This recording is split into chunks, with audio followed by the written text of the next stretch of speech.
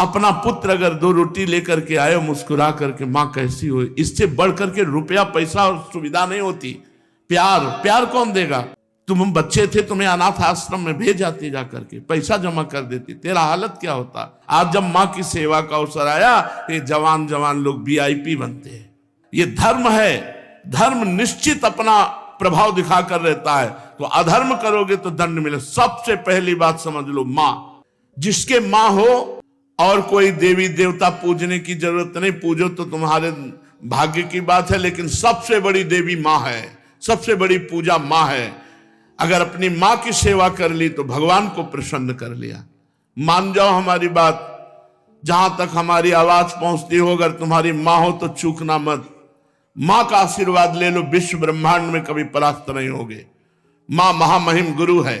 हाँ, अगर आप वृंदावन वास करते हो, अपनी माँ को पास रखो। जैसी भी परिस्थिति हो, उस परिस्थिति से अपनी माँ की सेवा करो, अपने पिता की सेवा करो। संन्यास लेने पर वो पिता सन्यासी बालक के साष्टांग दंडवत करेगा, लेकिन वो बालक अपनी माँ को साष्टांग दंडवत करेगा। ये बहुत बड़ी महिमा माँ की है। इसलिए माँ को इस मनुष्य लोक में प्रथम देवता, प्रथम गुरु मानना चाहिए। मातृ देवो भव हमारा वेद कहता है, और पितृ देवो भव। अपने माता पिता की जिसने सेवा नहीं की, आज्ञा नहीं मानी, मनमानी आचरण किए, वो कभी सफल नहीं हो सकता, किसी भी मार्ग में सफल नहीं हो सकता। पूरा जीवन रुपया कमा करके अपने बेटे को बाबूजी बनाना चाहो, बेटे ने जब बूढ़ा अवस्था आई, पानी देने की अवस्था आई, तो घर से निकाल। माता पिता की आराधना करना ये भगवत भक्ति है। माता पिता भगवान का स्वरूप है। ये आज जो वातावरण बदल रहा है, बहुत गुस्सा लगती है जब देखने को मिलता है कि जवान बहू और बेटा मिलकर के बूढ़ी मां को मार रहे हैं।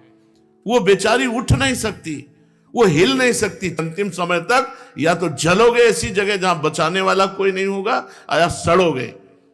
ऐसे अधर्म करने वाले को कभी कभी और हम कहते हैं उस मां से पूछ लो जिसको तुमने मारा है, उसी मां से पूछ लो कि बोलो इसको क्या दंड दें, तो यही कहेगी कि कभी मत दंड देना।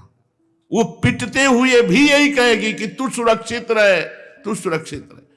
मां का स्वरूप क्या होता है, समझो क्या स्वरूप होता है। पिट के अपमानित होके भी अपने बेटे को अपमानित और पीटने की इच्छा नहीं है।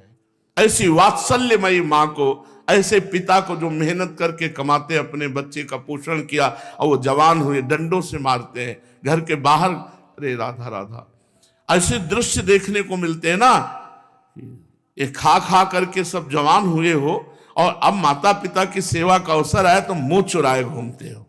मुंह चुराने का समय नहीं है, अपने कर्ज उतारने का समय है, ऋण उतारने का समय है। अब माता पिता की सेवा कर लो, मातृ ऋण पितृ ऋण से उऋण हो जाओगे। हमने आपको कई बार सुनाया है, एक कश्यप नाम के ऋषि थे, महाभारत में है। तो तपस्या परायण थे, तो जिस वृक्ष के नीचे तपस्या कर रहे थे, ऊपर बगुली बैठी हुई थी। बगुला जो टांग उठाकर ध्यानस्थ रहता है मछली के लिए, तो बीट ऊपर गिरा करके, तो क्रोध भरी दृष्टि से देखा, तत्काल आग लग गई, बगुली भस्म होकर नीचे गिर गई। तप का प्रभाव होता है। अब उनको बड़ा गर्व हुआ कि नहीं, काफी हम सिद्ध हो चुके हैं। बगुली भस्म हो गई, उठे भिक्षा के लिए गए, तो एक दरवाजे में जाके भिक्षाम देहि, तो एक बहू निकली। उसने कहा भगवान कुछ क्षण रुकिए, अभी बना करके लाए। बड़े मृदु वचन से उनका सम्मान करते हुए अंदर गई, तो दूसरे दरवाजे से उसका पति आ गया। जब भी पति आए, पति की आराधना, उनको जल पिलाया, आसन पे बैठाला। फिर इतने में कुछ समय लगा और कहा भगवान आपके घर के दरवाजे अतिथि देव विराजमान है, आज्ञा हो तो भोजन। अरे उनका पहले अतिथि देवो भव, अतिथि की सेवा करो। अब वो गए, इतना विलंब क्यों किया? उनका हमारे पति देव आ गए।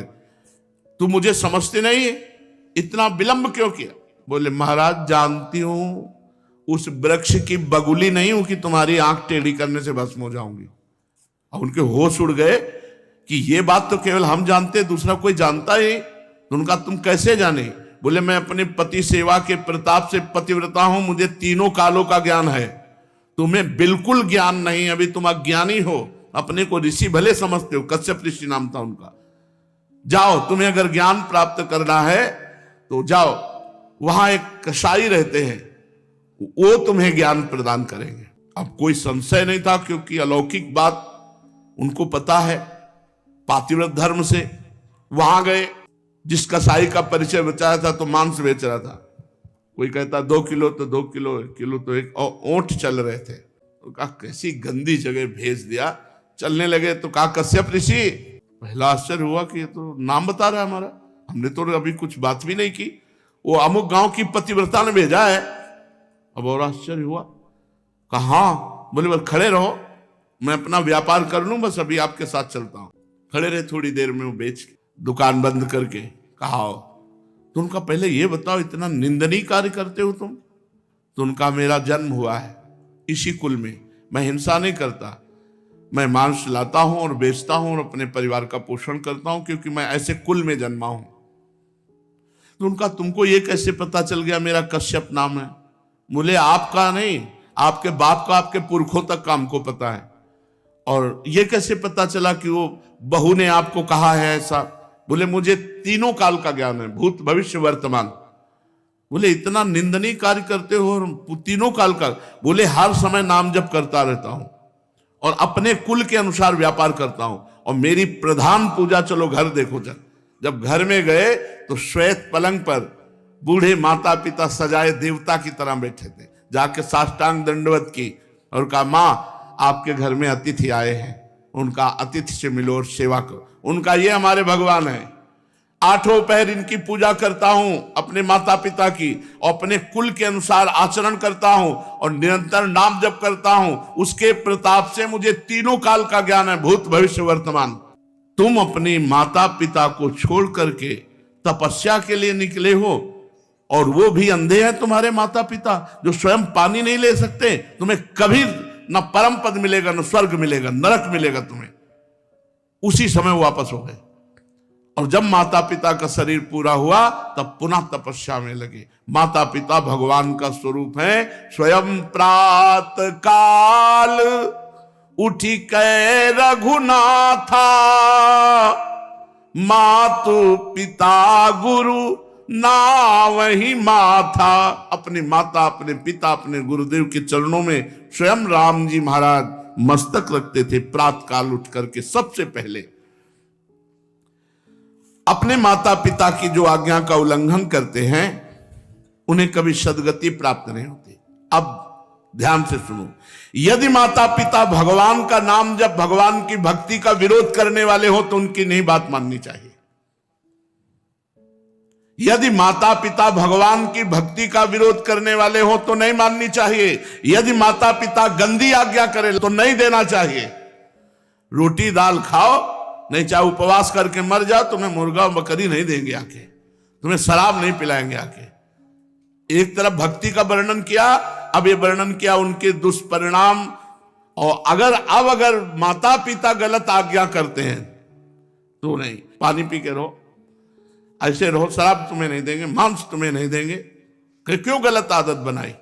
जो धर्म विरुद्ध है वो हम तुम्हें लाके नहीं दे सकते।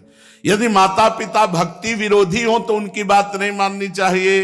सेवा करने की बात नहीं कह रहे, सेवा करो, बात मत मानो। यदि भक्ति विरोधी है तो बात मत मानो। यदि वो भक्ति विरोधी आदेश करते हैं, मांस भक्षण, मदिरा पान या कोई गलत आचरण का, बिल्कुल आदेश मत मानो, बिल्कुल अमंगल नहीं होगा। तजो पिता प्रहलाद विभीषण बंधु भरत महतारी, गुरुबल तजो कंत ब्रज बनितन भेमुद मंगलकारी। जाके प्रिय न राम अभय देही, तजिए ताहि कोटि बैरीशम, यद्यपि परम सनेही। दूसरे का धन चोरी से, बेईमानी से, घूस से, छल कपट से कभी नहीं लेना चाहिए। नहीं, वो तुम्हारे परिवार की बुद्धि भ्रष्ट करके नष्ट कर देगा। इस बात को बैठा लो, वो एक ही बार वाला सब पूरा नष्ट कर देगा। तुम्हारे घर के बच्चों की बुद्धि भ्रष्ट, पत्नी की बुद्धि भ्रष्ट और तुम्हारी बुद्धि भ्रष्ट। रोगे बाद में बैठ के। अधर्म का पैसा, दूसरे को, निर्दोष को दंड दिया और दोषी को मुक्त कर दिया रुपए के बल से, तो वो सरकारी, आखिरी सरकार, जहां किसी की घूस नहीं चलती। वो जब न्याय करेगा तो ऐसी जगह फंसोगे पूछो मत।